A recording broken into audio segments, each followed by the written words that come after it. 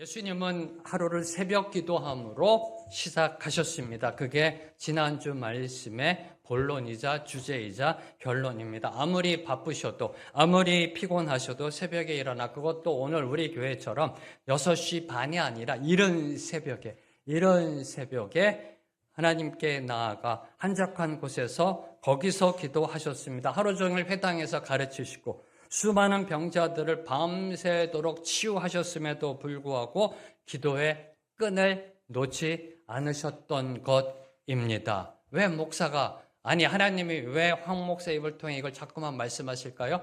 기도하자라는 겁니다. 기도하자. 네, 기도하자. 생명의 길 교회가 새벽 기도로 일어나는 교회가 되기를 소망합니다. 하루를 기도함으로 시작하는 그러한 교회가 되기를 소망합니다. 사랑하는 성도 여러분, 지금 여러분 얼마나 기도에 열심을 내고 계시는지요? 네. 주님처럼 기도하고 계시는지요? 모든 일을 기도로 시작하고 계시는지요? 혹시 기도 없이 하고 있는 일은 없으신지요? 상당히 중요한 질문입니다. 혹시 기도함 없이 하고 계시는 일은 없으신지요? 기도하지 않는다면 여러분 인생 잘 살기를 기대하지 마십시오. 아주 목사가 처음부터 악담을 하는구나, 그죠? 네. 기도하지 않으면 여러분 인생 잘 살기를 기대하지 마십시오. 기도하지 않고 시작한 일은요, 그 시작이 좋다 할지라도 그 결과는 불보듯 뻔합니다. 인간의 방법대로 해나가기 때문에, 기도하지 아니하고는요, 그 어떠한 일도 제대로 해낼 수가 없습니다. 왜요? 기도는 전능하신 하나님의 능력을 받는 통로이기 때문에. 기도는 전능하신 하나님의 능력을 받는 통로이기 때문입니다. 기억하십시오. 기도는 온 우주 만물의 창조주 주권자이신 하나님께 플러그인 하는 것이다. 플러그인 하는 것이다. 그래야 충전되잖아요.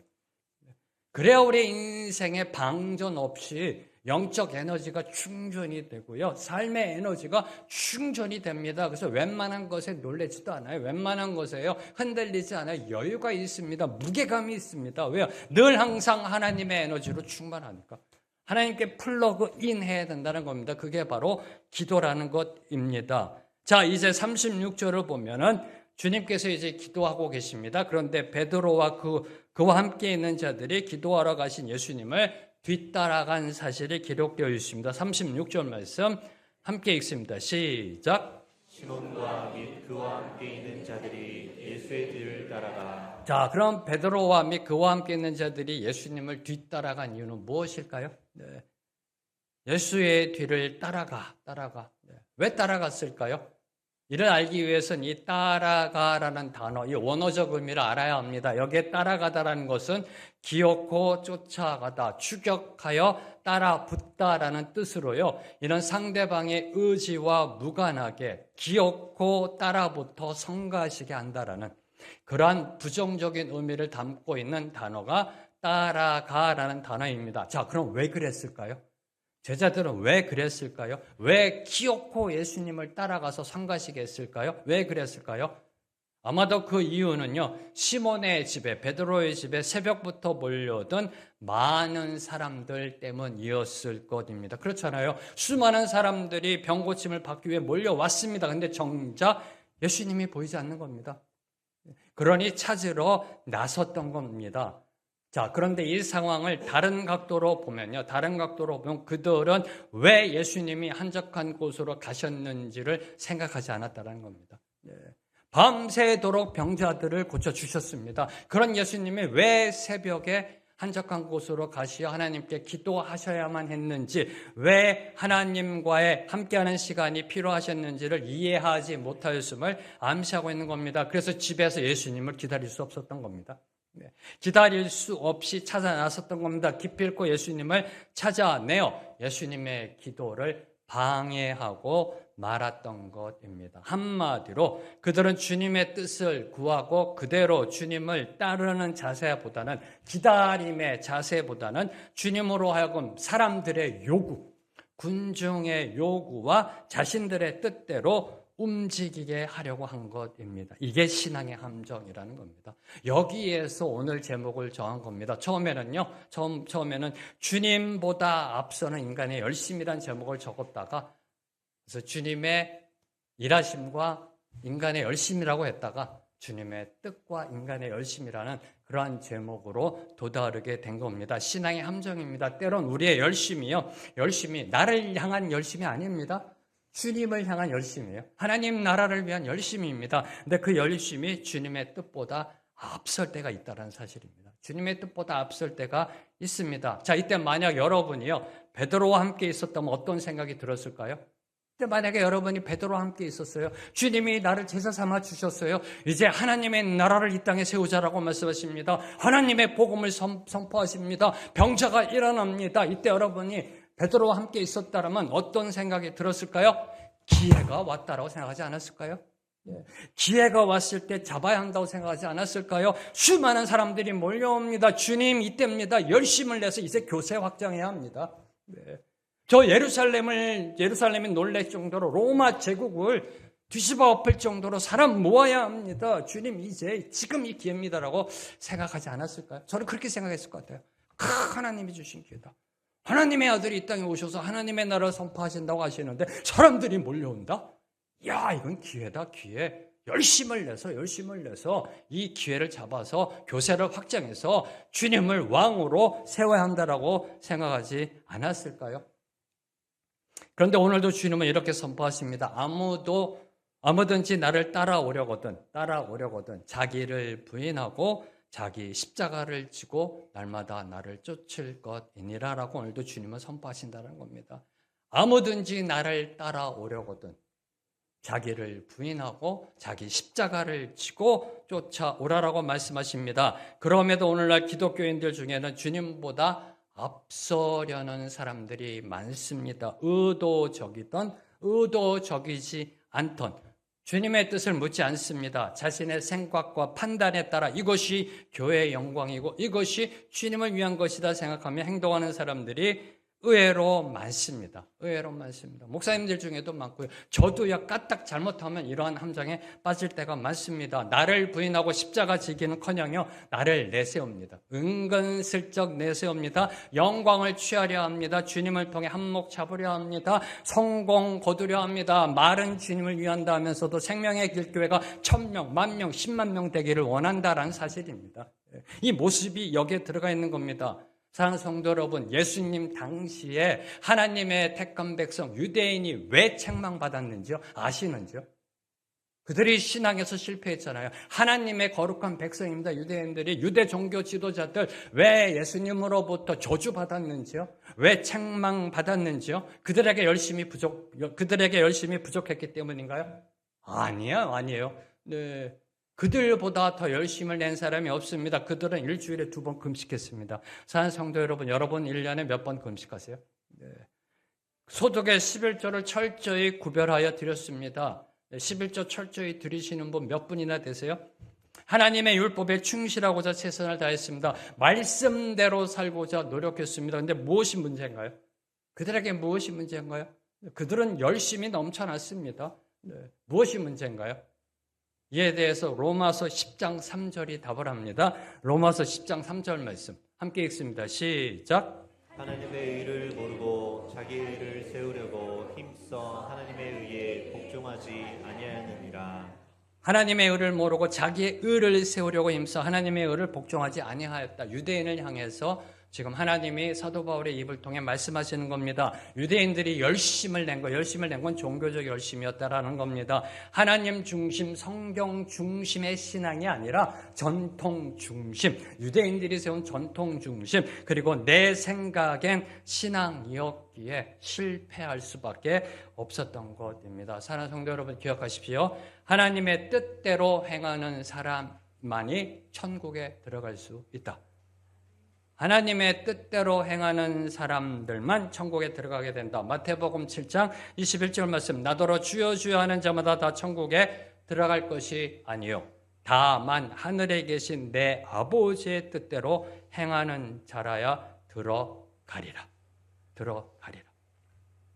이 하나님의 뜻을 깨닫고 이해하는 데 있어서 방해가 될 수 있는, 장애가 될 수 있는 것이 내 열심이라는 사실입니다. 자, 이제 37절을 보면요, 베드로와 제자들이 예수님을 기필코 찾아낸 그 이유가 나옵니다. 37절 말씀 함께 읽습니다. 시작. 만나서 이르되 모든 사람이 주를 찾나이다. 주님을 만났습니다. 찾아냈습니다. 그리고 뭐라고 말하나요? 모든 사람이 주를 찾나이다. 어떤 뉘앙스가 느껴지세요? 주님, 모든 사람이 주를 찾나이다. 네. 이렇게 얘기했을까요? 아마도 이때 그들의 목소리는요, 몰려드는 인파로 인해 십중팔구 흥분해 있었을 겁니다. 흥분해 있었을 겁니다. 그렇죠? 네. 그래서 그들은 한껏 고조된 어투로 예수님께 보고했을 겁니다. 주님, 모든 사람들이 지금 몰려들고 있습니다. 지금 여기서 이러고 계실 때가 아니에요. 모든 사람들이 어마어마한 숫자가 몰려들고 있습니다. 라고 하지 않았을까요?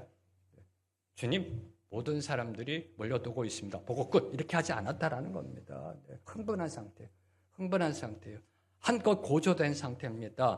사실 이렇게 예수님에 대한 열광적인 호응, 대중적인 인기가 급부상하는 것은요, 제자인 그들로서 더할 나위 없이 기쁜 일이었을 겁니다. 안 그런가요? 네. 제가 옛날에 온누리교회 날 때 하용조 목사님 세상에서 인정해 줄 때 기분이 좋았어요. 네. 내 목사님이 세상에서 인정받고요, 사람들의 존경받고 좋잖아요. 아닌가요? 네. 제자들의 입장에서는 본인들이 자신들이 모시는 그 리더 랍비 예수님이 인정받아요. 사람들한테 인기가 있어요. 좋지 않을까요? 자, 이때 주님의 마음은 어떠하셨을까? 주님의 마음은 어떠하셨을까? 기뻐하셨을까요? 그 소리 듣고요. 흥분하셨을까요? 아니면 교만해지지 않으려고 귀를 막으셨을까요? 아마 별 감정의 동요 없이 다음 사역을 이루어 가셨을 것입니다. 왜요? 주님은 애당초 사람들의 인기에는 관심이 없으셨기 때문입니다. 애당초 관심이 없으셨기 때문입니다. 이 대목에서 묵상하는 것.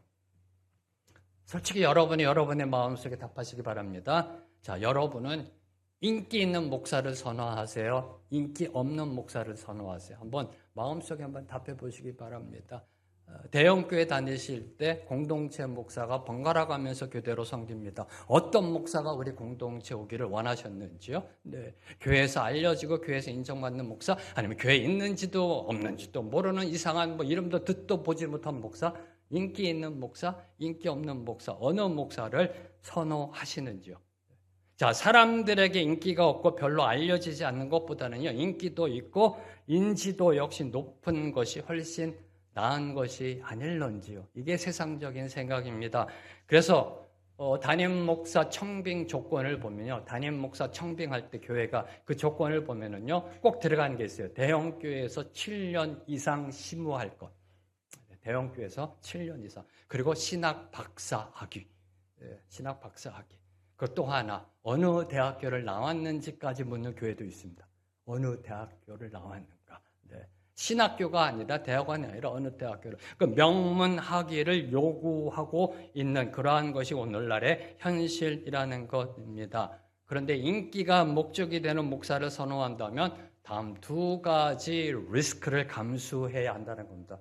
두 가지의 리스크를. 첫째, 인기는 자기를 꾸미게 만듭니다. 그렇죠? 네. 인기는요, 자기를 꾸미려고 합니다. 무엇을 하든 하나님이 아니라 사람에게 보이려고 합니다. 설교를 하든 기도를 하든 금식하든 항상 신경을 곤두세우는 것은 사람들의 평가라는 것입니다. 한마디로 하나님의 의가 아니라 인간의 의를 세우려고 한다라는 사실입니다. 한마디로 목사가 정치인이 되고요, 목사가 연예인처럼 된다는 사실입니다. 이런 자의 목회에 참된 부흥이 일어날 수 있을까요? 두 번째 리스크는 사람들에게 듣기 좋아하는 말만 한다는 겁니다. 인기 있는 목사는요, 자기를 꾸미려 합니다. 두 번째, 사람들에게 듣기 좋아하는 말만 합니다. 말씀의 교훈과 경책보다는요, 현세의 축복과 번영에 대하여 남발합니다. 예수 믿으면 대박 난다라고 합니다. 예수 믿으면 대박 난다. 어떻게 하면 성공하는가, 출세하는가, 잘 먹고 잘 사는가 등의 사람들의 세속적인 욕구를 만족시켜주는 사탕발림의 말들만 골라서 합니다. 이게 번영신학이잖아요. 네. 이런 거만 골라서 합니다. 그래야 인기를 유지하니까요. 그리고 설교를 재밌게 하려고 합니다. 네, 연애 오락 예능 프로그램처럼요, 청중들이 부담 없이 듣고요, 즐기게 하는 그러한 설교를 하려고 합니다. 네. 자, 이런 설교에 삶의 참된 변화가 일어날 수 있을까요? 일어날 수 있을까요? 그래서 주님은 세상의 인기에 영합하지 않으셨던 겁니다. 주님은 세상의 인기에 영합하지 않으셨습니다. 오직 하나님의 복음만을 가르치시고 전파하셨습니다. 그리고 사람들의 인기에 편승하여 한 곳에 머무르지 않으셨습니다. 이곳이 내가 있을 곳이다. 여기에 베이스 캠프를 차려야 되겠다. 내 사람들이 있구나라고 하지 않으셨다는 겁니다. 인기 있는 곳에 안주하려 하지 않으셨습니다. 세상적으로 말하는 개딸 또는 태극기 부대가 있는 곳에 자신의 왕국을 건설하려 하지 않으셨다는 겁니다. 주님은 인기와 명성에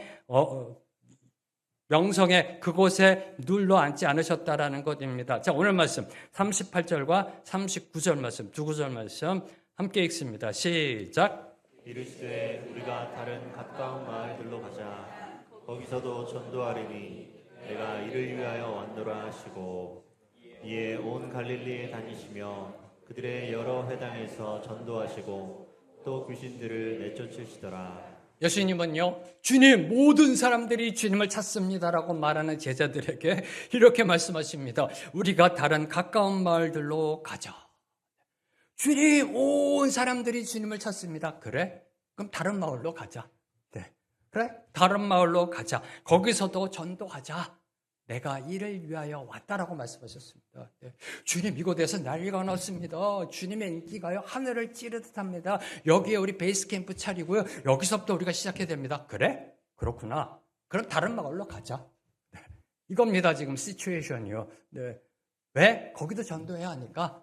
왜? 내가 그것 때문에 왔다라고 말씀하고 계시는 겁니다. 주님은 이 땅에 오신 이유, 그 목적, 잃어버린 자들, 죄인들을 찾아내어 구원하시기 위함임을 분명히 알고 계셨고 선포하셨다라는 겁니다. 그래서 인기와 명성을 찾아 가버나움으로 되돌아간 것이 아니라는 겁니다. 하나님 나라 복음을 들어야 할 곳을 찾아 나서셨던 겁니다.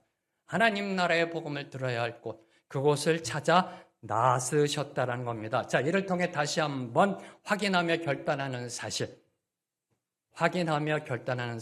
우리 믿는 자들의 신앙생활 가운데 우선순위는 복음 전도라는 사실입니다. 다시 한번 확인하는 사실. 복음 전도입니다. 다시 말해 교회의 지상 과제는 복음을 널리 전하는 일입니다. 구제, 나눔, 친교 중요하죠. 그런데 그 어떤 것도 복음 전도보다 우선시 될 수 없다는 사실입니다. 교회가요, 민주화 운동 해야 합니다. 그리고 노동운동, 사회운동 등 사회 정의를 세우는 데 있어서 때로는 관여해야 합니다. 그러나 그보다 앞서야 하는 것. 네. 오늘날 이렇게 보면요. 대통령 탄핵을 두고 나뉘어져서 국민의 여론이 나뉘어져서 진행되고 있는데 한쪽에서의 주최 측을 보면 기독교, 교회, 이런 복음 이런 단어가 들어가 있어요. 그걸 주최하는 단체들의 이름. 근데 마음이 너무 아파요. 너무 많이 아픕니다. 오늘 말씀을 묵상하면서도요, 주님 또 기도가 나올 수밖에 없었습니다. 교회의 우선순위는 사회의 정의를 세우는 것보다 더 우선순위는 주님의 지상대의 명령이라는 겁니다. 주님의 지상대의 명령. 너희는 가서 모든 족속으로 제자를 삼아 아버지와 아들과 성령의 이름으로 세례를 주고 내가 너에게 분부한 모든 것을 가르쳐 지키게 하라. 이게 우선순위라는 겁니다. 이걸 주님이 보여주신 것입니다. 이 세상에는 아직도 복음을 듣지 못하고 죄의 종노릇하는 자들이 40억 명이 있습니다. 아직도요. 40억 명이 있습니다. 자, 대한민국 보실까요? 대한민국의 청년 복음화율 얼마인 줄 아세요? 청년 복음화율, 여러분의 자녀들 청년 복음화율 3%도 안 됩니다. 3%도 안 된다니까요. 100명 중에 3명이 교회 다닌다는 이야기입니다. 그런데 그 3명 중에서도 42%는 가난한 성도입니다. 이게 지금 대한민국의 현실이라니까요. 최근의 통계입니다. 다시 선포합니다. 청년 복음화율 3%도 안 됩니다. 100명 중에 3명. 이거 완전 미전도 종족 수준도 안 됩니다, 지금.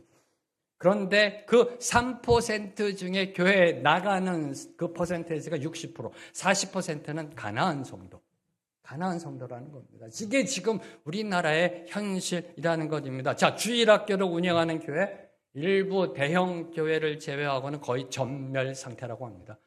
참혹한 상태입니다. 참혹한 상태. 네. 이런 현실 가운데 교회가 해야 할 일이 무엇일까요? 전 주님께 감사드렸어요. 네, 감사드렸어요. 네. 저희 교회 규모로 보면 작은 교회잖아요. 네. 뭐 어느 신학자는 100명 되면 이제 대형 교회로 취급해야 된다고 그러는데 네. 작은 교회인데 감사하게도 차세대가 있어요. 감사하게도 뮤나스쿨이라는 사역을 주셨어요. 감사하게도 더 포 윈스와 함께 청년 사역의 협력을 이루어 나가고 있다는 거. 이게 얼마나 감사한지요.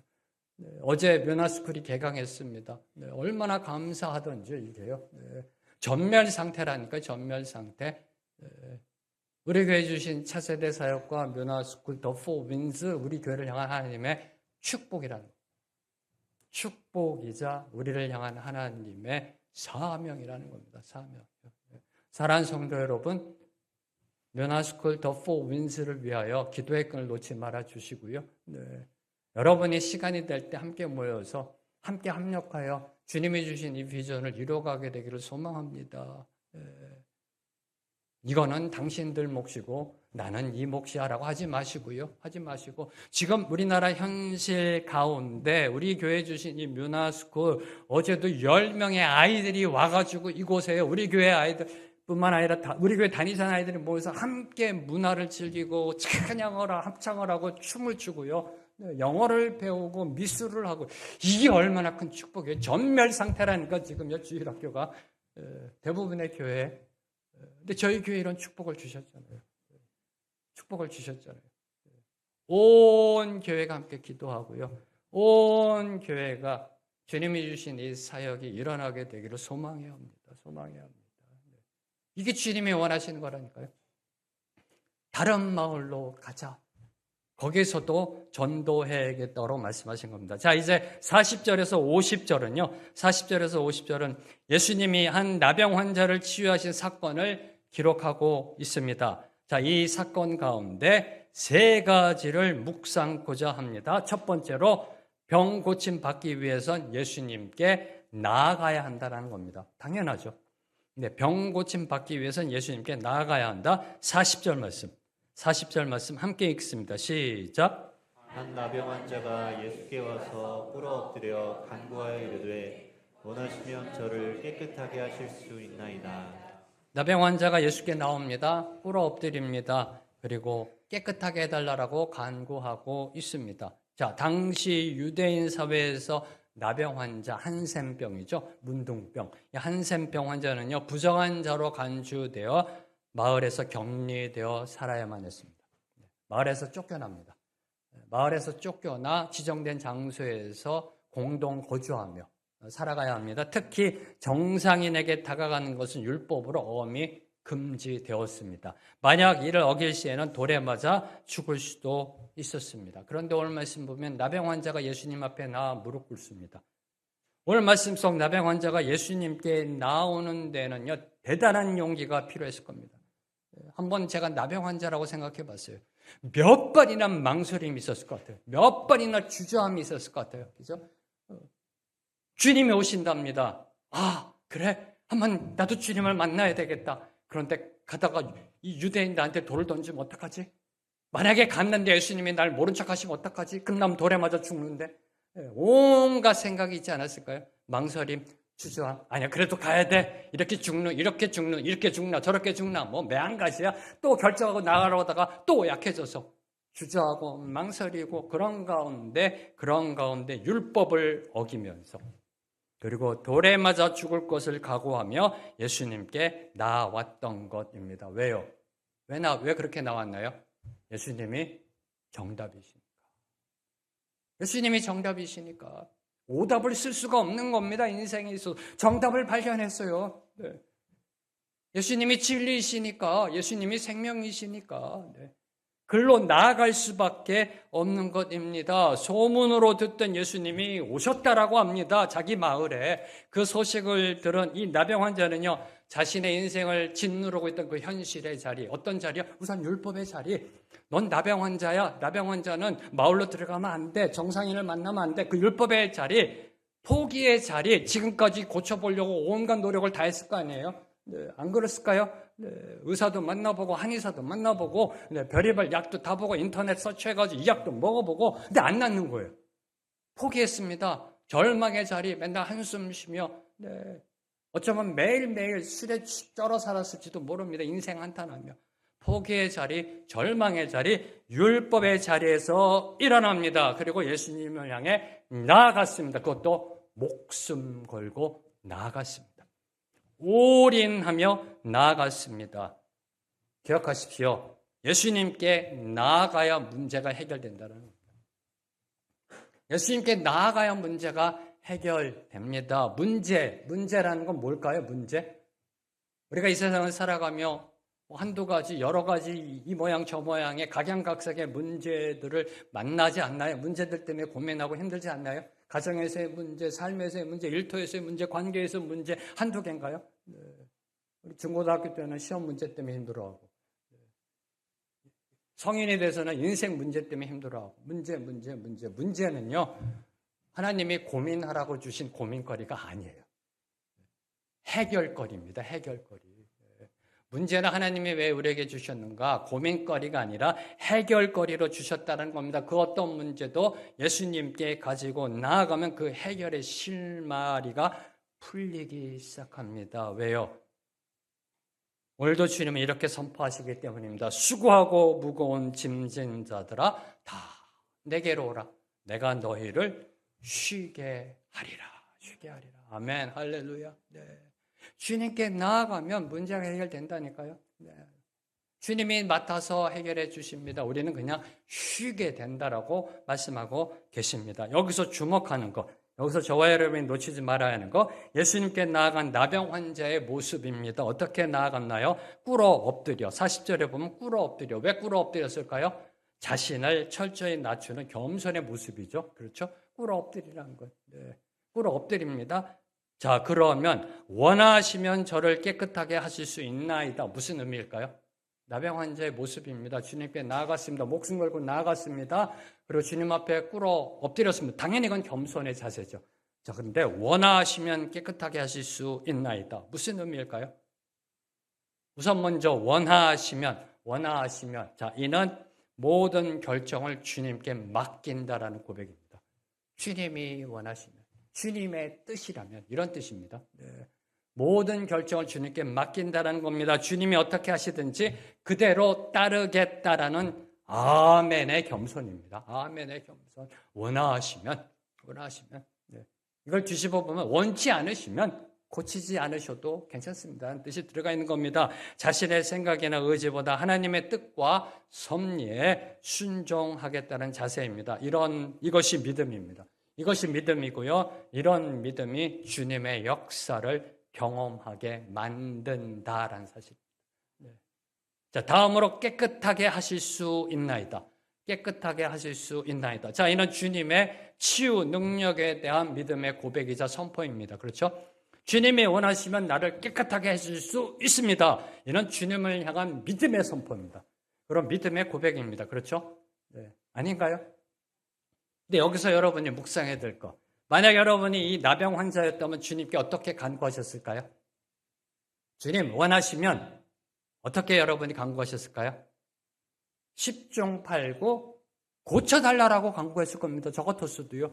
주님 원하시면 이 지긋지긋한 나병 고쳐주옵소서, 치유하여 주옵소서라고 간구하지 않았을까요? 아닌가요? 예. 아닌가요? 그거 고침받으러 나간 거잖아요. 예. 근데 지금 이 나병 환자는 어떤 단어를 사용하고 있어요? 깨끗하게 해달라고. 이 부분입니다. 깨끗하게 해달라고. 네. 자, 일반적으로 병의 치료를 의미하는 고쳐달라라는 단어가 아니라 깨끗하게 해달라고 간구합니다. 주님 원하시면 깨끗하게 해주시옵소서. 깨끗하게 해주시옵소서. 이 깨끗하게 하다라는 것은 육체의 불결함이 깨끗해질 때도 사용되어지며 도덕적, 종교적 정결에 대해서도 사용되어지는 단어입니다. 네. 육신이 더러워서 흙탕물에 막 뒹굴어서 목욕해야 되잖아요. 그렇게 깨끗해지는 것도, 그리고 도덕적으로도 네. 그리고 종교적으로 그 정결에 대해서 사용하는 단어입니다. 뭘 의미할까요? 나병 환자가 주님께 간구한 것은 무엇일까요? 이 나병 환자에게는요, 병이 주는 육체적 고통보다도 종교적으로 부정하게 취급받는 것이 더 힘들었던 겁니다. 더 힘들었던 겁니다. 그게 더 큰 문제였던 겁니다. 다시 말해 이 나병 환자는 종교적으로 부정하다, 낙인받아 예배에 나갈 수 없었던 것이 너무나 힘들었던 거예요. 이게 너무나 힘들었던 겁니다. 그냥 육신적 치유받는 것보다 더 힘들었던 거 예배의 자리로 나갈 수 없는 거예요.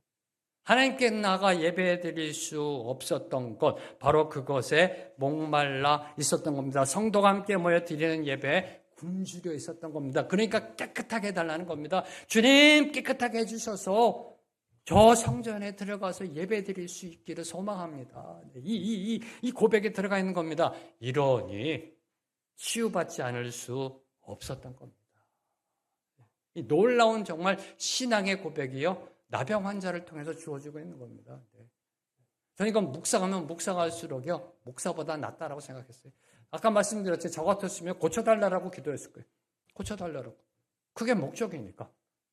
그런데 어떻게 깨끗하게 해달라는 그런 간구가 갈 수 있었을까? 평소에 소망이 거기에 있었기 때문에.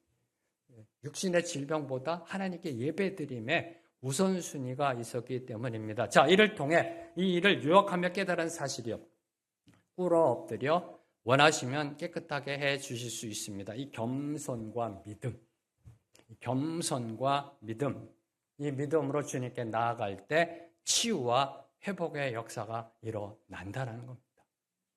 겸손과 믿음, 겸손과 믿음. 아니, 사실 솔직히 말해서 잘 들으셔야 됩니다. 솔직히 말해서 나병이라는 인생의 밑바닥에 떨어질 때 우리는 겸손해지고 주님께 올인의 믿음으로 나아가게 된다는 사실을 보여주고 있는 겁니다.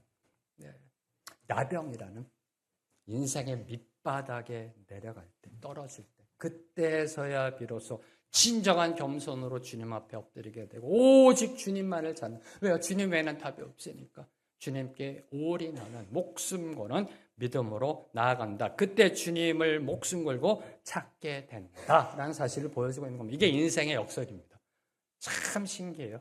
이게 인생의 역설인데요. 인생은 타락한 본성이 있기 때문에 인생의 역설이고요, 신앙의 역설입니다. 신앙의 역설이. 자, 두 번째로 묵상하는 것, 치유의 능력은 예수님의 긍휼하심이다라는 겁니다. 치유의 능력은요, 예수님의 긍휼로부터 주어진다는 겁니다. 41절, 42절 말씀 함께 읽습니다. 시작. 예수께서 불쌍히 여기사 손을 내밀어 그에게 대시며 이르시되 내가 원하노니 깨끗함을 받으라 하시니 곧 나병이 그 사람에게서 떠나가고 깨끗하여진지라. 나병 환자의 간구를 들은 예수님의 반응은 불쌍히 여기사입니다. 예수께서 불쌍히 여기사. 그 간구를 들은, 기도를 들은 예수님의 첫 반응은 불쌍히 여겼다라는 겁니다. 어떤 이미지가 느껴지세요? 예수님이 그 나병 환자를 불쌍히 여겼다, 가엾게 여겼다, 애처롭게 여겼다, 이렇게 느껴지시는지요? 여기에 불쌍히 여겼다는 것은 원어적으로요, 내장이 찢어지는 듯한 고통을 느끼는 불쌍함을 여겼다는 겁니다.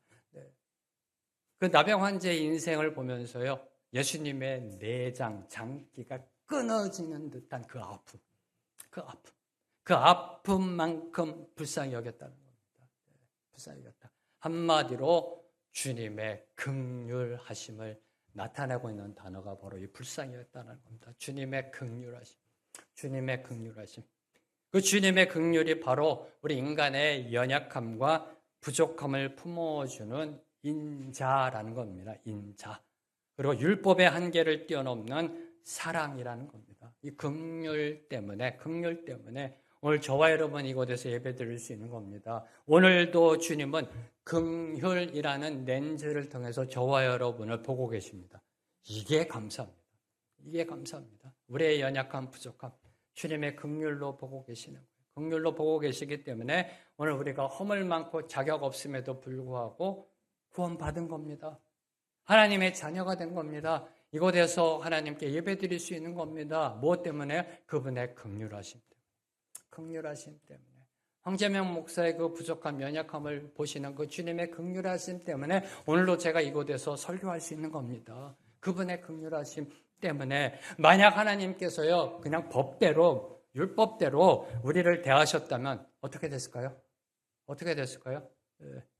그 어떤 누구도 구원받지 못합니다. 그저 감사합니다. 그렇죠? 그저 감사해요. 오늘도 저와 여러분을 불쌍히 여기세요.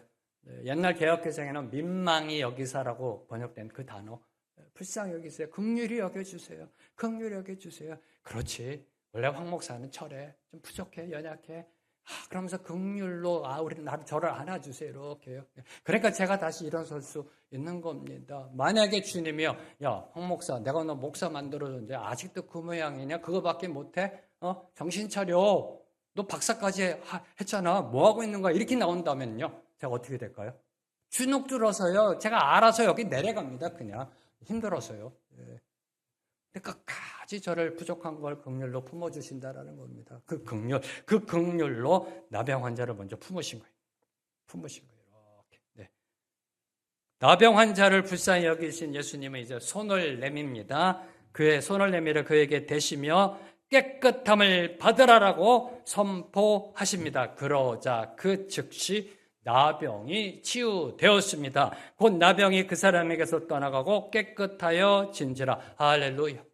할렐루야. 네. 자, 여기서 저와 여러분이 주목해야 되는 건 나병이 깨끗함 받는 거 여기에 주목하면 안 됩니다. 그건 당연한 거예요. 당연한 거예요. 뭐 그거는 버킹검 아니에요. 결론은 버킹검. 네. 주님이 터치하시고 주님이 나으라라고 했으면 결론은 안 봐도 뻔해요. 굳이 거기에 저희가 놀랄 필요 없어요. 당연한 건데. 저와 여러분이 놓치지 말아야 될 것. 예수님이 나병 환자를 만지셨다는 사실. 이 부분을 놓치시면 안 돼요. 예수께서 불쌍히 여기서 손을 내밀어 그에게 대시며 이르시되, 이 부분을 강조하고 있는 겁니다. 대시며 만지셨다라는 사실입니다. 자, 성경에 보면 레위기 15장을 보면 누구든지 몸에 유출병이 있으면 부정한 사람이요, 부정하다는 것은 오염의 원인이 됨을 의미합니다. 그래서 부정한 것이 정한 것과 접촉하면 부정함이 전파됩니다. 전염됩니다. 쉽게 말씀드리면 코로나 환자를 접촉하면 어떻게 되나요? 코로나 병균이 전염됩니다.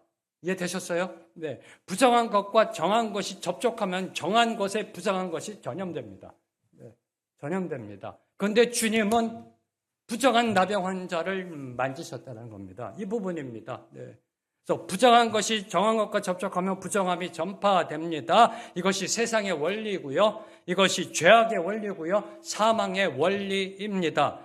그런데 주님이 부정한 나병 환자를 만지자 주님이 나병에 걸리신 것이 아니라 나병 환자가 나았습니다. 이게 하나님 나라의 원리라는, 이게 복음의 원리고요. 이게 생명의 원리라는 것입니다. 예수님은 부정한 사람과의 접촉이 부정을 낳는다는 세상 통념을 뒤집어 놓으셨어요. 뒤집어 놓으셨습니다. 예수님은 부정한 사람과 접촉해도 부정해지지 않으십니다. 오히려 부정한 사람이 깨끗하게 됩니다. 거룩하게 됩니다. 이 능력이 저와 여러분 모두에게 임하게 되기를 선포합니다. 네. 세상의 부정함, 세상에 거룩하지 못한 것과 우리가 접촉될 때 그들이 변화가 이루어져요. 네. 이 근무자적이라고 그러죠. 근무자적. 네. 이 검었고 자주색에 가까이 가면은 검어지고 자주색이 되는 게 아니라 그 검은색과 자주색이 나로 인하여 하얘지는 것. 이 능력이 저와 여러분에게 임하게 되기를 선포합니다. 생명의 길 교회를 통하여 세상이 변화되기를 선포합니다. 세 번째로 묵상하는 것, 체험한 주님의 역사를 증거함에 말씀에 근거한 간증이 되어야 한다는 겁니다. 네. 주님의 역사를 체험했습니다. 성령의 역사를 경험했습니다. 그렇죠? 얼마나 감사해요. 신나죠? 근데 이걸 간증할 때 말씀에 근거해야 한다. 43절과 44절을 보면요, 예수님께서 자신이 병 고치신 사실을 알리지 말 것을 강력하게 말씀하셨습니다. 주님의 말씀입니다. 경고하셨습니다. 그런데 45절을 보면 45절 말씀 함께 읽습니다. 시작. 그러나 그 사람이 나가서 이 일을 많이 전파하여 널리 퍼지게 하니, 그러므로 예수께서 다시는 드러나게 동네에 들어가지 못하시고 오직 바깥 한적한 곳에 계셨으나 사방에서 사람들이 그에게로 나아오더라. 주님이 말씀하십니다. 알리지 마라. 그러나 그 사람이 나가서 이를 많이 전파하여 널리 퍼지게 하니 아무에게도 말하지 말라는 예수님의 명하심에도 불구하고 그 치유받은 나병 환자는 자신에게 일어난 일, 성령의 역사, 주님의 역사, 체험한 그 주님의 역사를 전파함에 열심을 내었습니다. 뭐라고 적혀 있어요? 그냥 전파한 게 아니라 이 일을 많이 전파하여 열심을 낸 겁니다. 네, 열심을 낸 겁니다. 네. 그렇죠. 네. 한번 주님의 역사를 경험해 보셨다고 생각해 보세요. 네. 여러분이 나병 환자였는데 주님이 만져주셔서 나병 환자가 나았어요. 한번 생각해 보세요. 이게 얼마나 큰 이 흥분이 됐겠냐고요. 네. 그 열심히 나오지, 인간의 열심이요. 네. 그러니까 그냥 전파도 아니에요. 많이 전파하여 열심을 낸 겁니다. 그로 인해 어떤 결과가 이루어졌나요? 예수님에 관한 소문은 급속히 전파되었고 주님은 자신을 보고자 몰려드는 인파로 인해 더 이상 동네에 들어가실 수가 없게 되었던 겁니다. 더 이상 동네에 들어가서 말씀을 전할 수가 없게 된 거예요. 그래서 바깥 한적한 곳에 머무셨는데 거기까지도 사람들이 몰려왔다라고 기록되어 있습니다. 주님의 사역에 차질이 생깁니다. 주님께서 하나님의 복음을 선포함에 차질이 생긴 겁니다. 자, 여기서 질문. 이때 몰려든 사람들, 그 이유가 무엇일까요? 사람들이 몰려온 이유가 무엇일까요?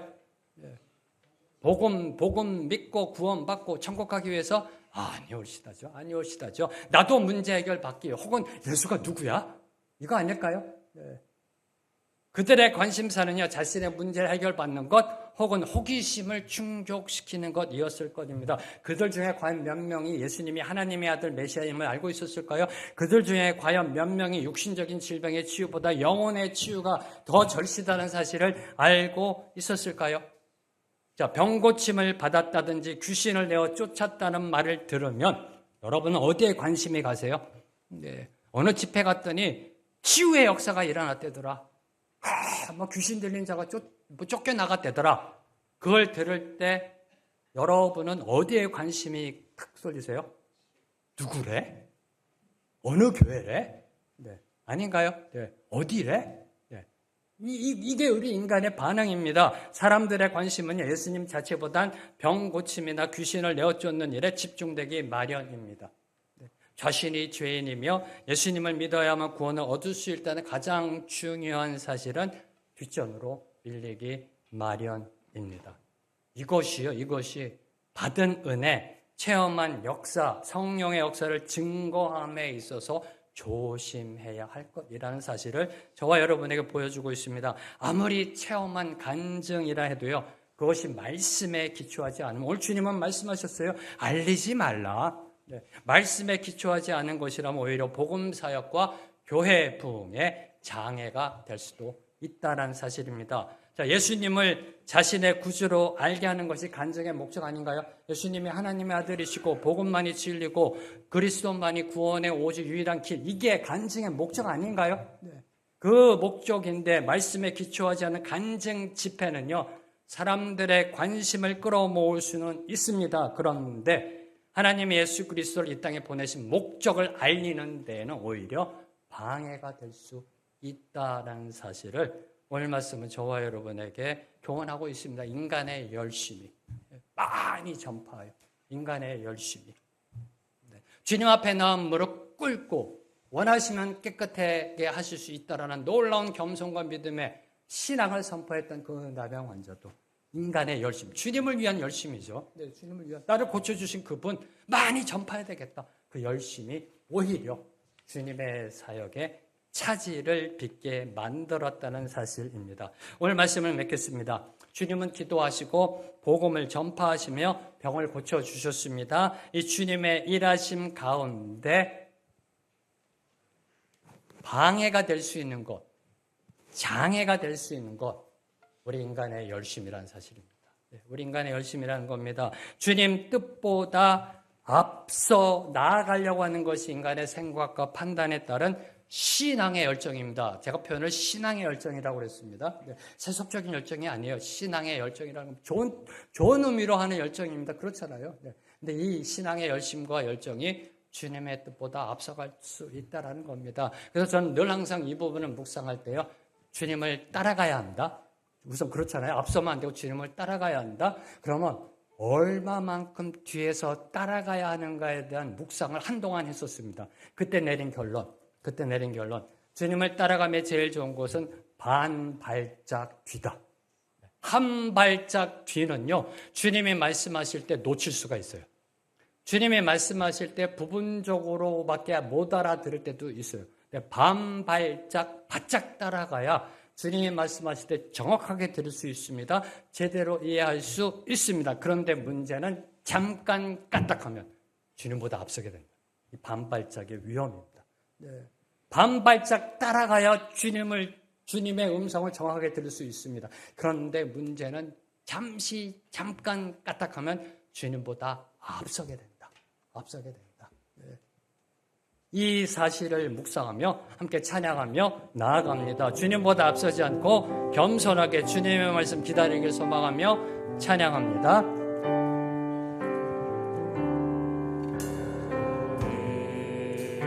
이곳에 계신 성령님, 우리에게 말씀하시고 우리를 가르치소서. 같이 우리 맘 열어주시고 주의 빛으로 밝혀 우리를 인도하소서. 주님보다 앞서지 않고 겸손하게 주님의 말씀 기다리니, 주님의 말씀 기다리니 주님 손에 우리 드립니다. 사랑으로 인도하소서. 한 번 더 고백합니다. 오늘 이곳에 계신 성령님,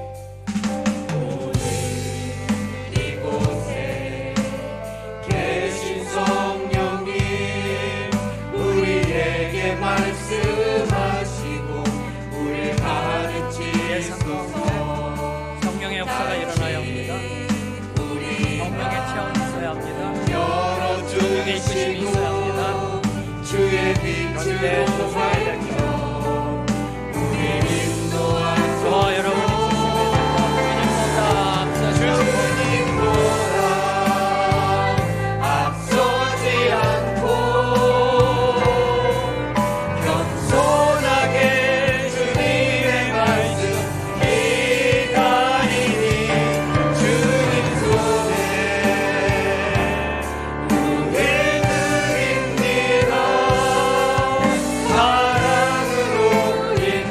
주님보다 앞서지 않고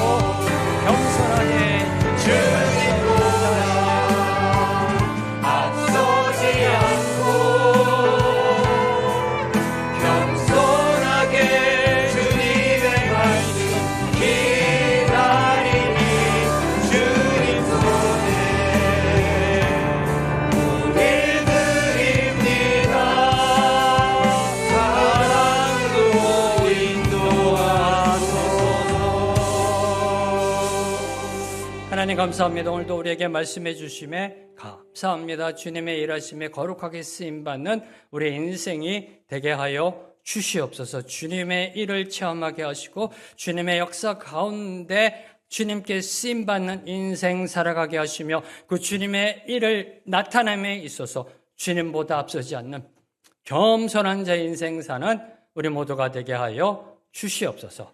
예수님의 이름으로 기도합니다. 아멘.